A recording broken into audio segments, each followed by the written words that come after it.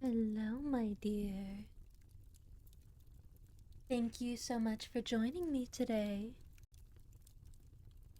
Let me get this going.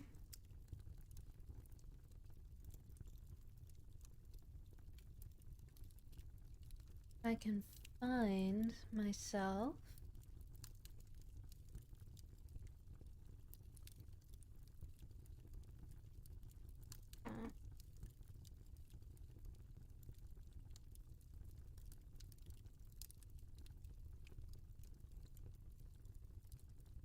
So, today I shall be reading to y'all more stories, and then after that, I will be attempting. There I am. And then after that, I will be attempting to play some hymns for y'all. So, my computer is not able to play many things as it is a Mac, but I think I have it set up to where I could potentially play Sims 2 for you. So I'll be attempting that after reading to y'all.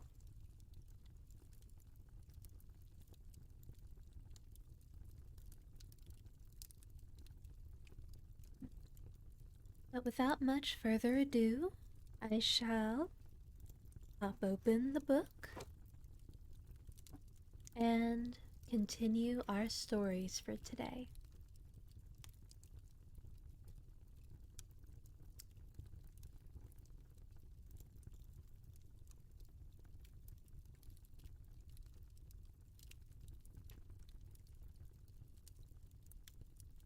The first story for today is called The Insulted Banshee, attributed to an anonymous author.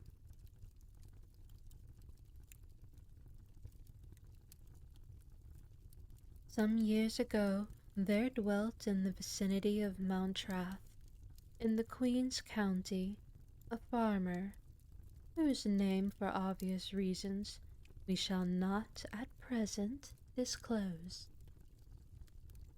He never was married, and his only domestics were a servant boy and an old woman, a housekeeper, who had long been a follower or dependent of the family.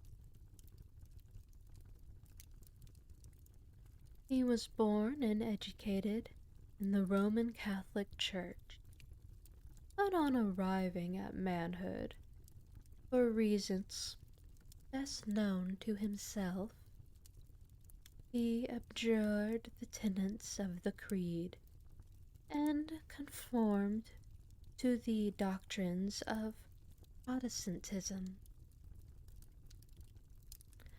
However, in after years, he seemed to waver and refused going to church, and by his manner of living seemed to favor the dogmas of infidelity or atheism.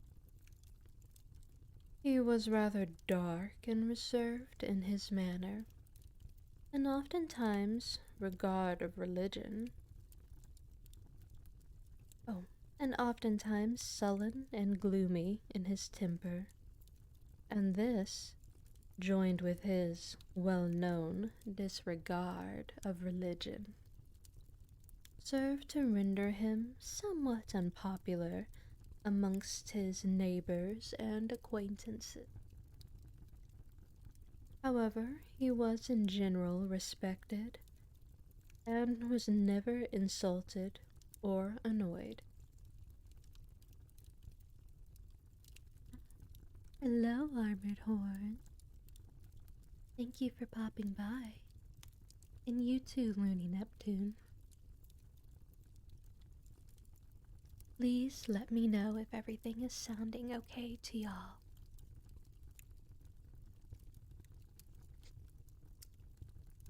He was considered as an honest, inoffensive man, and as he was well supplied with firearms and ammunition, in the use of which he was well practiced, having, in his early days, served several years in a yeomanry corps. Few liked to disturb him, even had they been so disposed. He was well educated and decidedly hostile to every species of superstition. Well, of course, Armored Horns. Hope you have a wonderful time. And was constantly jeering at his old housekeeper, who was extremely superstitious, and pretended to be entirely conversant with every matter connected with witchcraft and the fairy world. He seldom darkened a neighbor's door, and scarcely ever asked any one to enter his, but generally spent his leisure hours in reading, of which he was extremely fond, or in furbishing his firearms, to which he was still more attached, or in listening to and laughing at the wild and blood-curdling stories of old Moya, with which her memory abounded. Thus he spent his time until the period at which our tale commences, when he was about 50 years of age, and old Moya, the housekeeper, had become extremely feeble, stooped, and of very ugly and forbidding exterior. One morning in the month of November, A.D. 1818, this man arose before daylight, and on coming out of the apartment where he slept, he was surprised at finding old Moya in the kitchen, sitting over the raked up fire and smoking her tobacco pipe. Oh, smoking her tobacco pipe in a very serious and meditative mood.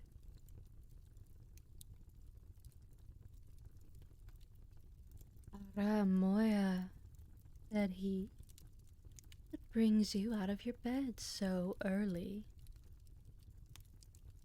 "Och, Musha, I dunna," replied the old woman. "I was so uneasy all night that I could not sleep a wink, and I got up to smoke a blast, thinking that it might drive away the weight that's on my heart." "And what ails you, Moya? Are you sick? Or what came over you?" "No, the Lord be praised. I am not sick, but my heart is sore, and there's a load on my spirits that would kill 100. "Hello, Game Crazy. Thank you for popping by." "Maybe you were dreaming, or something that way," said the man, in a bantering tone, and suspecting, from the old woman's grave manner, that she was laboring under some mental delusion. "Of course, my dear Game Crazy, do what is best for you, and thank you for lurking." "Dreaming," reached Moya with a bitter sneer. "I dreaming. Oh, I wish to God I was only dreaming. But I'm very much afraid it is worse than that, and that there is trouble and misfortune hanging over us. And what makes you think so, Moya? Asked he, with a half suppressed smile. Moya, aware of his well-known hostility to every species of superstition, remained silent, biting her lips and shaking her gray head pathetically. Why don't you answer me, Moya?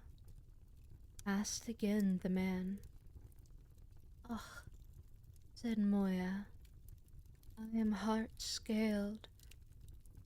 I am heart-scalded to have it to tell you, and I know you will laugh at me, but say what you will, there is something bad over us. For the banshee was about the house all night, and she has me almost frightened out of my wits with her shouting and bawling.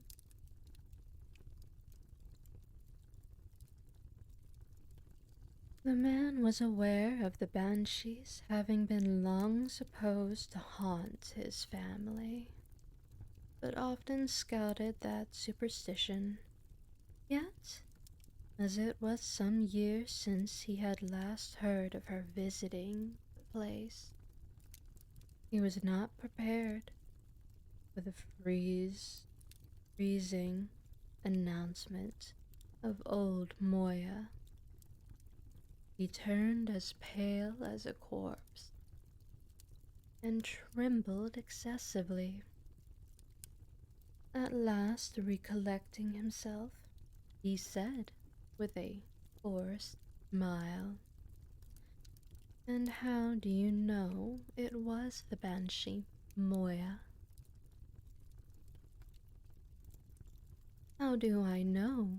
Retorted Moya hauntingly. Didn't I see and hear her several times during the night?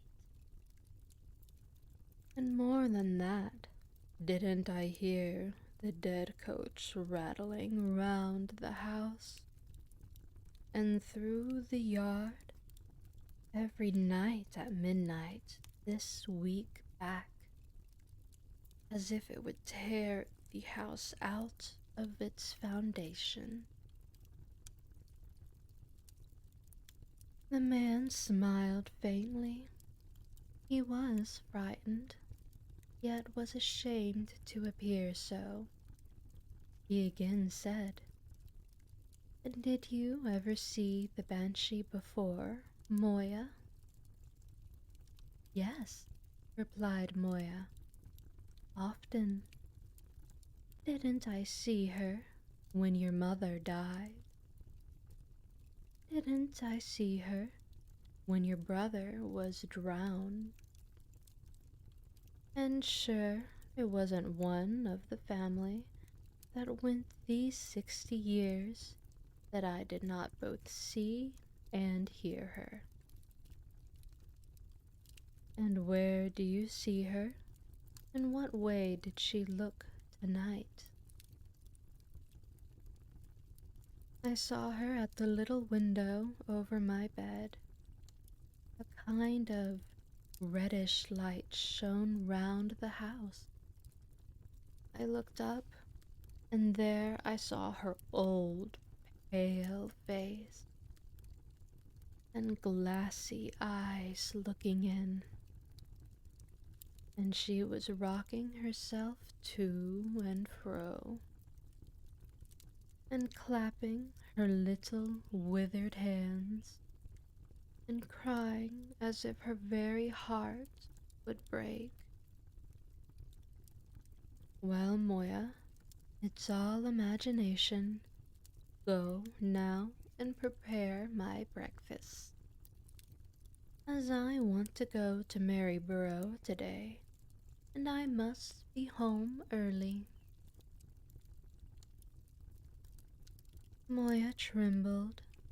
She looked at him imploringly and said, "For heaven's sake, John, don't go today.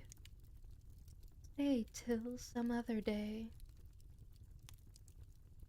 And God bless you, for if you go today, I would give my oath there will be something cross you that's bad."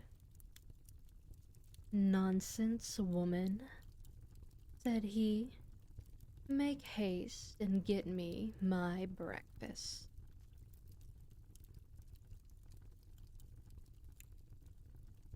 Moya, with tears in her eyes, set about getting the breakfast ready, and whilst she was so employed, John was engaged in making preparations for his journey. Having now completed his other arrangements, he sat down to breakfast, and having concluded it, he arose to depart. Moya ran to the door, crying loudly. She flung herself on her knees and said, "John, John, be advised.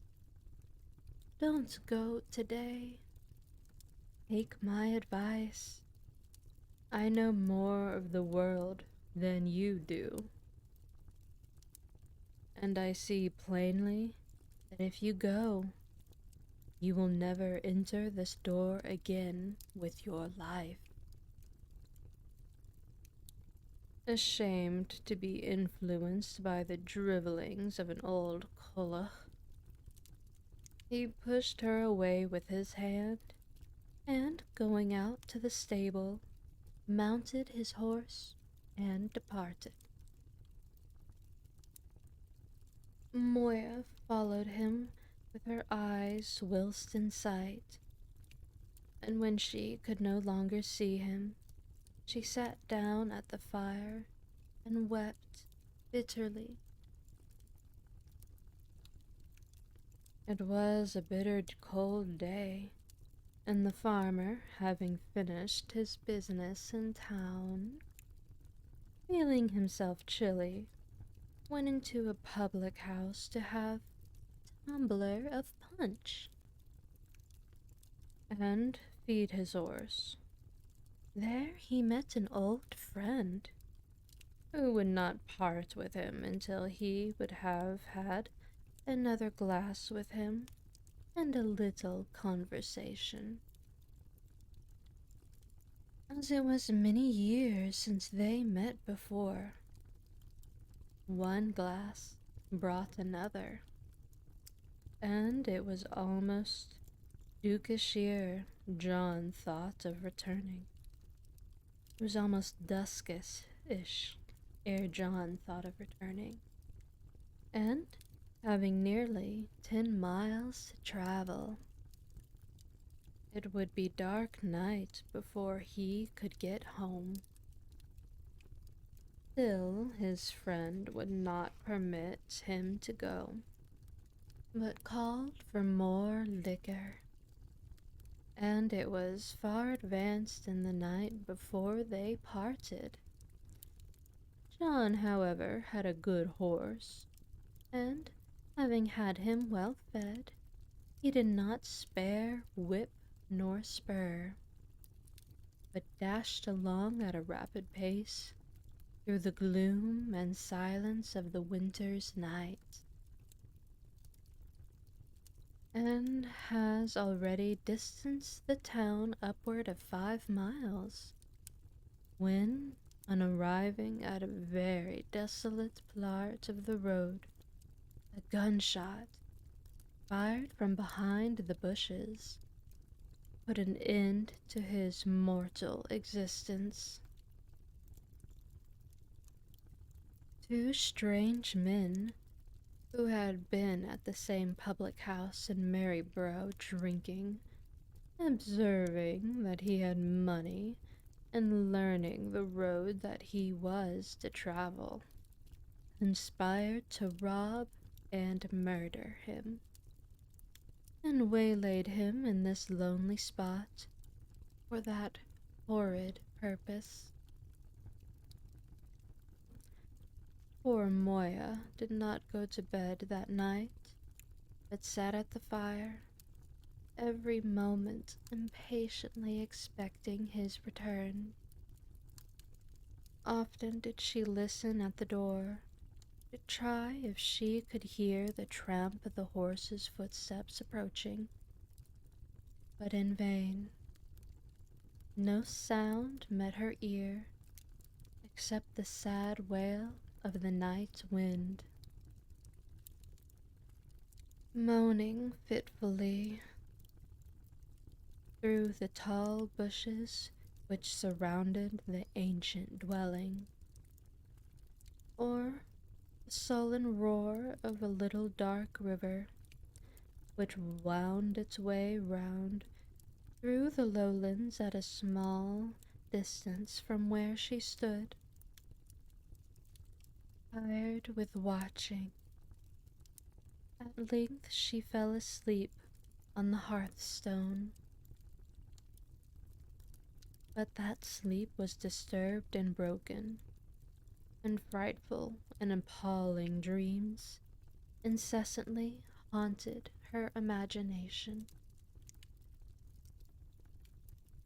At length the darksome morning appeared struggling through the wintry clouds, and Moya again opened the door to look out.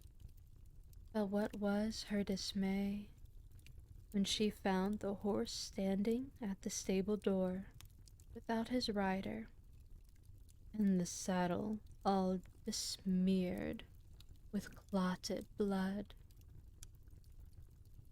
She raised the death cry. The neighbors thronged round, and it was at once declared that the hapless man was robbed and murdered.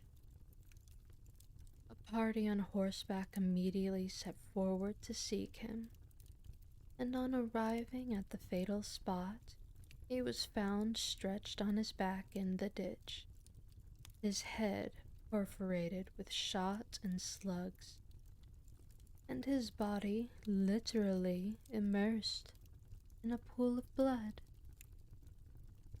On examining him, it was found that his money was gone, and a valuable golden watch and appendages abstracted from his pockets. His remains were conveyed home, and after having been walked the customary time, were committed to the grave of his ancestors in the little green churchyard of the village. Having no legitimate heir, the nearest heir to his property was a brother, cabinet maker, who resided in London. A letter was accordingly dispatched to the brother, announcing the sad catastrophe, and calling on him to come and take possession of the property. And 2 men were appointed to guard the place until he should arrive. The 2 men delegated to act as guardians, or as they are technically termed, keepers, were old friends and comrades of the deceased, and had served with him in the same yeomanry corps. Jack O'Malley was a Roman Catholic, square, stout-built, and handsome fellow, with a pleasant word for everyone, and full of that gaiety, vivacity, and nonchalance for the Roman Catholic peasantry of Ireland are so particularly distinguished. He was now about 45 years of age, sternly attached to the dogmas of his religion, and always remarkable for his revolutionary and anti British principles.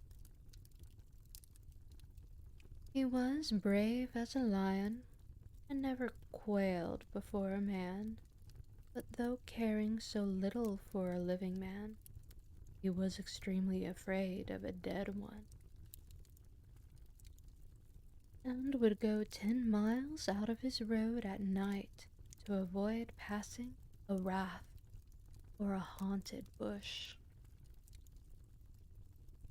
Harry Taylor, on the other hand, was a staunch Protestant, a tall, genteel-looking man, of proud and imperious aspect, and full of reserve and hauteur, a natural consequence of the consciousness of political and religious ascendancy and superiority of intellect and education, which so conspicuously marked the demeanor of the Protestant peasantry of the day. Harry, too, loved his glass as well as Jack, but was a more peaceful disposition, and as he was well educated and intelligent, he was utterly opposed to superstition and laughed to scorn the mere idea of ghosts, goblins, and fairies. Thus, Jack and Harry were diametrically opposed to each other in every point except their love of the Keen. Yet they never failed to seize every opportunity of being together, and although they often blackened each other's eyes in their political and religious disputes, yet their quarrels were always amicably settled, and they never found themselves happy but in each other's society. It was now the 6th or 7th night that Jack and Harry, as usual, kept their lonely watch in the kitchen of the murdered man. A large turf fire blazed brightly on the hearth, and on a bed of straw in the ample chimney corner was stretched old Moya in a profound sleep. On the hearthstone between the two friends stood a small oak table, on which was placed a large decanter of whiskey, a jug of boiled water, a bowl of sugar, and, as if to add an idea of security to that comfort, on one end of the table was placed in saltire a formidable-looking blunderbuss, and a brace of large brass pistols. Jack and his comrade perpetually renewed their acquaintance with the whiskey bottle, and laughed and chatted and recounted the adventures of their young days with as much hilarity as if the house which now witnessed their mirth never echoed to the cry of death or blood. In the course of conversation, Jack mentioned the incident of the strange appearance of the banshee, and expressed a hope that she would not come that night to disrupt their carouse.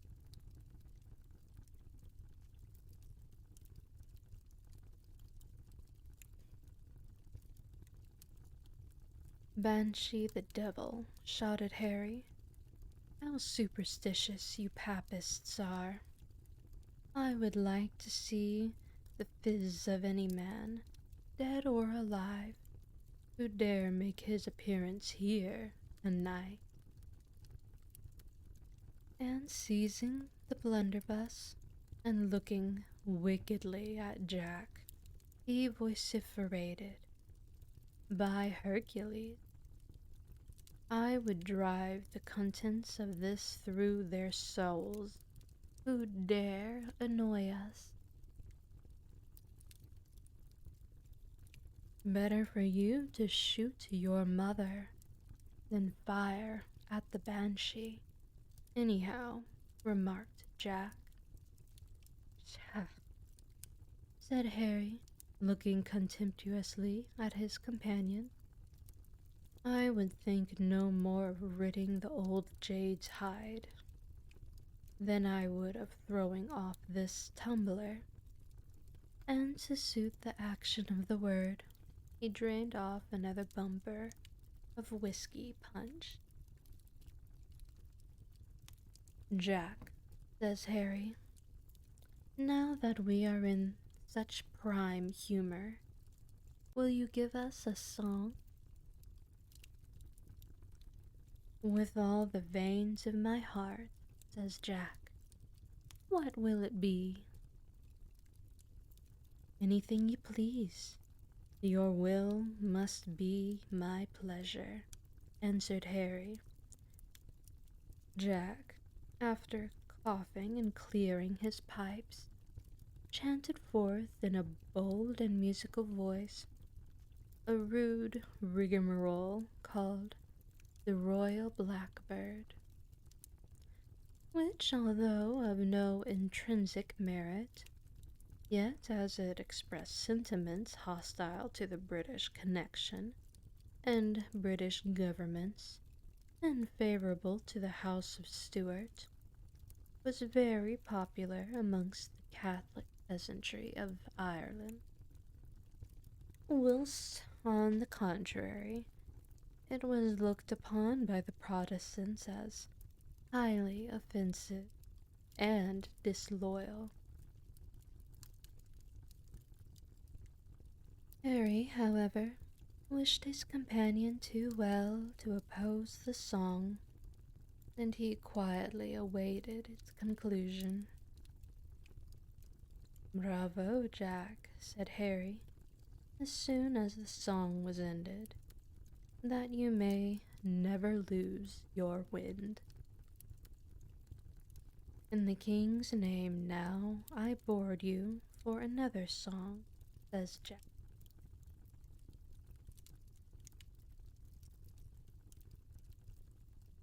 Harry, without hesitation, recognized his friend's right to demand a return,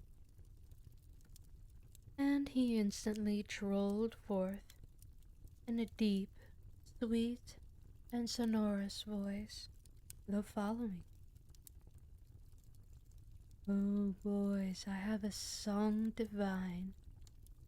Come, let us now in concert join, and toast to the bonny halls of Boyne, and Boyne of glimmerous memory.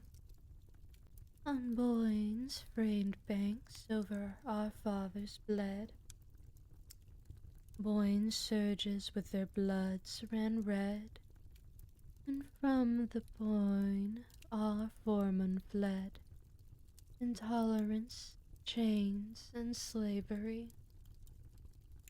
Dark superstition's blood-stained sons pressed on, but crack went William's gun, and soon the gloomy monster runs.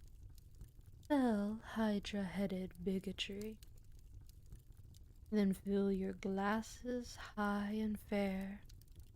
Let shouts of triumphs rend the air, whilst Gregory fills the regal chair. We'll never bow to popery." Jax, whose countenance had, from the commencement of the song, indicated his aversion to the sentiments in expressed, now lost all patience upon hearing his darling potpourri, as in reference to the Pope, impunged, and seizing one of the pistols which lay on the table, whirling it over his comrade's head, swore vehemently that he would fracture his skull if he did not instantly drop that blackguard orange lampoon.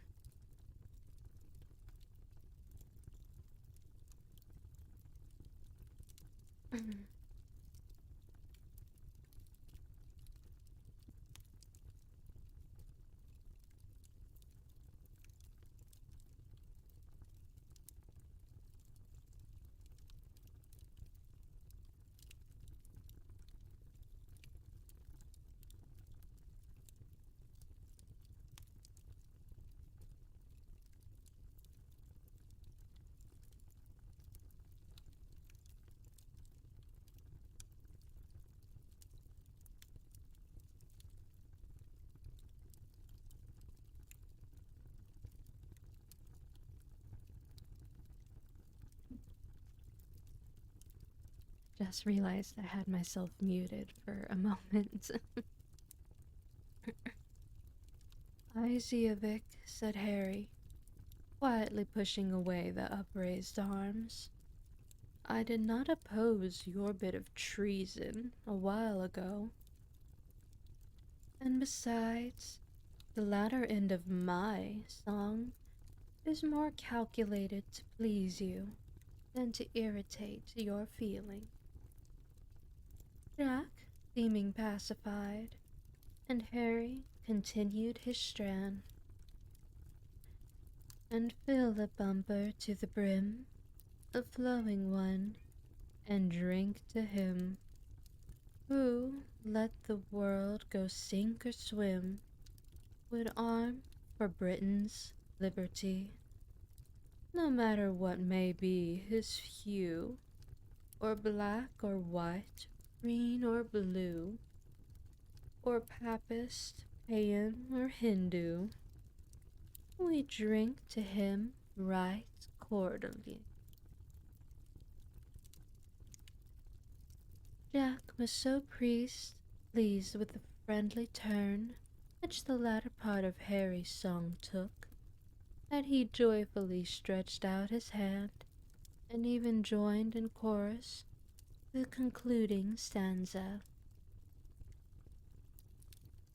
The fire had now decayed on the hearth, the whiskey bottle was almost emptied, and the two sentinels, getting drowsy, put out the candle and laid down their heads to slumber.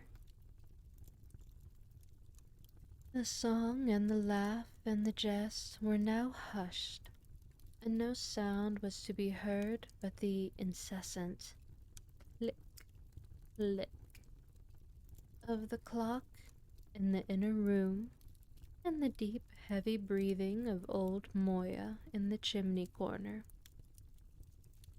They had slept, they knew not how long, when the old hag awakened with a wild shriek. She jumped out of bed and crouched between the men. They started up and asked her what had happened. "Oh," she exclaimed, "the banshee, the banshee! Lord, have mercy on us. She is come again, and I never heard her so wild and outrageous before." Jack O'Malley readily believed old Moya's tale, and so did Harry, but he thought it might be someone who was committing some deprivation on the premises. They both listened attentively, but could hear nothing. They opened the kitchen door, but all was still. They looked abroad. It was a fine, calm night, and myriads of twinkling stars were burning in the deep blue heavens.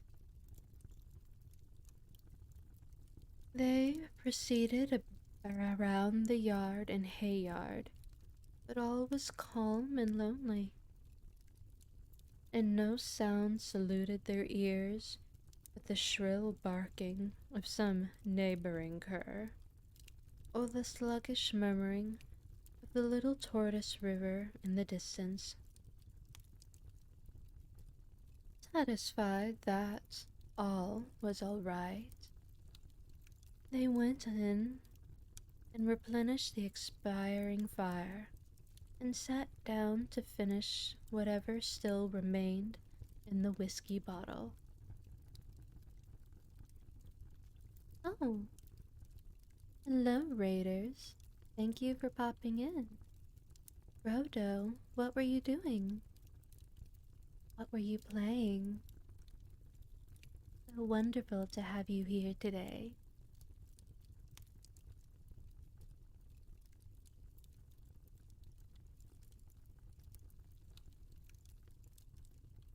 They had not sat many minutes when a wild, unearthly cry was heard without. Painting miniature fairies? How fitting! We're getting into the bowels of a story of a banshee right now. I hope that was fun for you, though. The banshee again, said Moya faintly. Jack O'Malley's soul sank within him. Harry started up and seized the blunderbuss. Jack caught his arm. No, Harry, no, you shall not. Sit down, there's no fear. Nothing will happen to us. Oh, well, thank you, Rhodo. It's wonderful having you here. And I will let you know that if you ever do miss any of my streams, I do upload them all on my YouTube channel by the same name.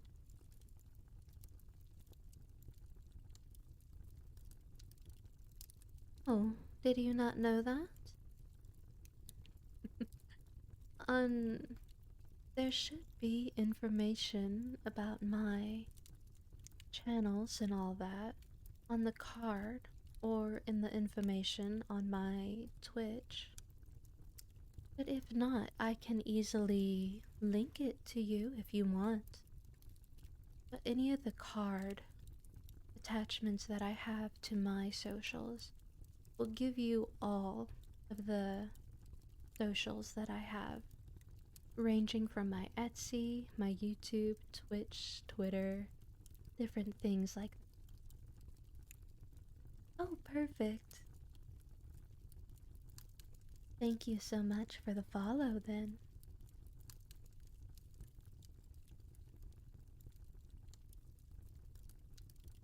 Harry sat down, but still gripped the blunderbuss, and Jack lit his tobacco pipe, whilst the old woman was on her knees, striking her breast and repeating her prayers, great vehemence.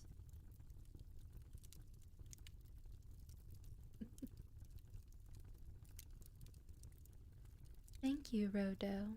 It's so wonderful for you to have popped by, and I'm happy to have helped. And it truly pleases me to know that I can bring you some comfort, some way, even if it's just catching old VODs on my YouTube. The sad cry was again heard, louder and fiercer than before. It now seemed to process from the window, and again it appeared as if it issuing from the door. At times it would seem as if coming from afar, whilst again it would appear as if coming down the chimney or springing from the ground beneath their feet. Sometimes the cry resembled the low, plaintive wail of a female in distress, In a moment, it was raised to a prolonged yell, loud and furious, as if coming from 1,000 throats. Now the sound resembled a low, melancholy chant, and then was quickly changed to a loud, broken, demonic laugh. It continued thus, with little intermission, for about a quarter of an hour, when it died away and was succeeded by a heavy creaking sound, as if of some large wagon, amid which the loud tramp of horses' footsteps might be distinguished, accompanied with a strong rustling wind.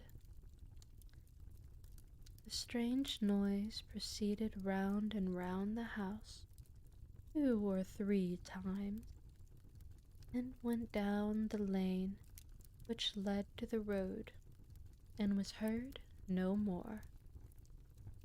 Jack O'Malley stood aghast, and Harry Taylor, with all of his philosophy and skepticism, was astonished and frightened.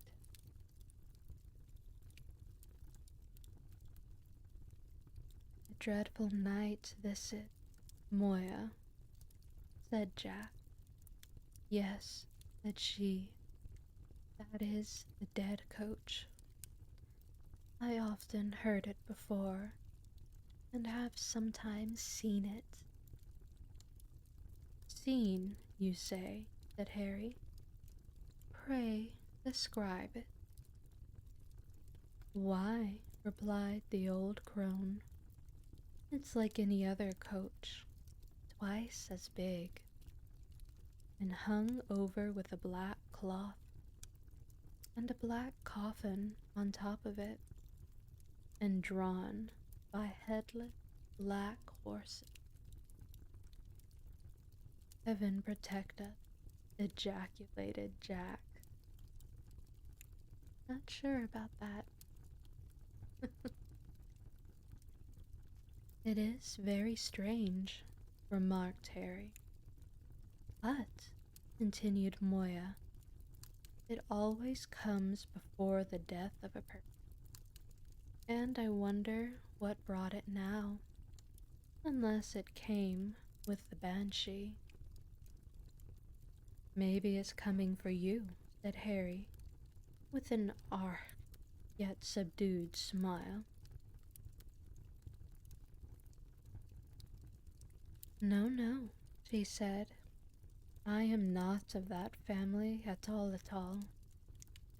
Solemn silence now ensued for a few minutes, and they thought all was vanished, when upon the dreadful cry struck heavy on their ears. "Open the door, Jack," said Harry, "and put out Hector." Hector was a large and very ferocious mastiff belonging to Jack O'Malley, and always accompanied him wherever he went. Jack opened the door and attempted to put out the dog, but the poor animal refused to go, and as his master attempted to force him, howled in a loud, mournful tone.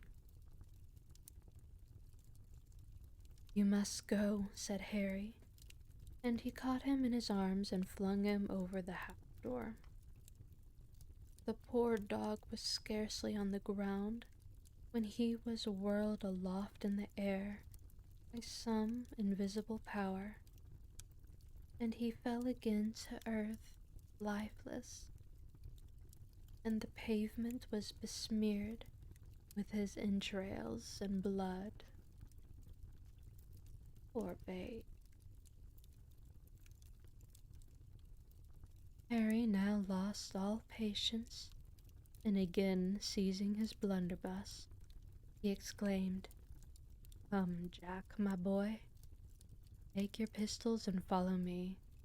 I have but one life to lose, and I will venture it to have a crack at this infernal demon. I will follow you to death's doors, said Jack, but I would not fire at the banshee for a million of worlds. Moya seized Harry by the skirts. Don't go out, she cried. Let her alone while she lets you alone. For an hour's luck never shone on anyone that ever molested the banshee. Woman, said Harry, and he pushed away poor Moya contemptuously. The two men now sallied forth. A wild cry still continued, and it seemed to issue from amongst some stacks in the hay yard behind the house. They went round and paused. Again they heard the cry, and Harry elevated his blunderbuss.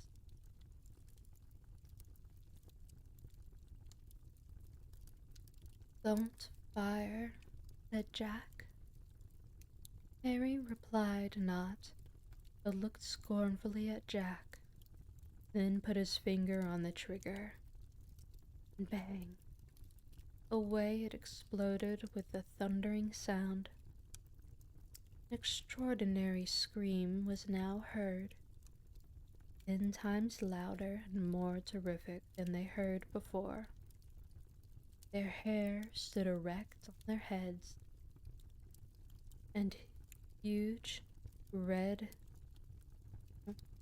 and huge round drops of sweat ran down their faces in quick succession.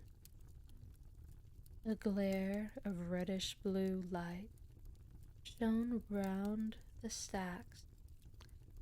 The rumbling of the dead coach was again heard coming.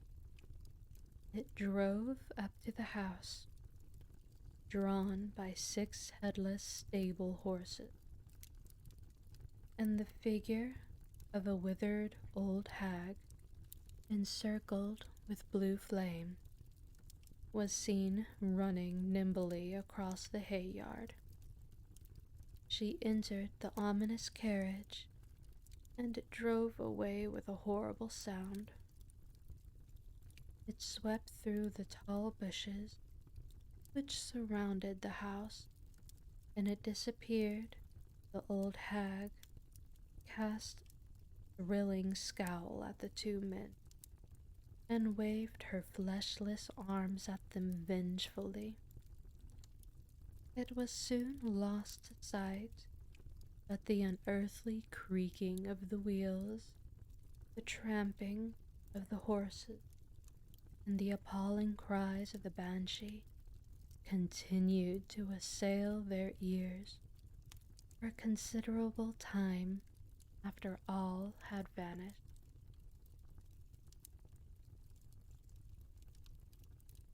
The brave fellows now returned to the house. They again made fast the door and reloaded their arms. Nothing, however, came to disturb them that night, nor from that time forward. And the arrival of the dead man's brother from London, and a few days after, relieved them of their irksome task. Old Moya did not live long after. She declined from that remarkable night, and her remains were decently interred in the churchyard adjoining the last earthly tenement of the loved family to which she had been so long and so faithfully attached. The insulted banshee has never since returned, and although several members of that family have since closed their mortal career. Still, the warning cry was never given, and it is supposed that the injured spirit will never visit her ancient haunts until every one of the existing generation shall have slept with their fathers. Jack O'Malley and his friend Harry lived some years after. Their friendship continued undiminished. Like Tam O'Shanter and Shouter Johnny, they still continued to love each other like a very brother. And like that jovial pair, also, our two comrades were often for weeks together, and often over their Cruskeen would they laugh at their strange adventure with the Banshee. It is now, however, all over with them too. Their race is run, and they are now tenants of the tomb. That poor dog. You should always pay attention to what your animal companions are trying to tell you. Mortal eyes are not always the best at understanding the things before it.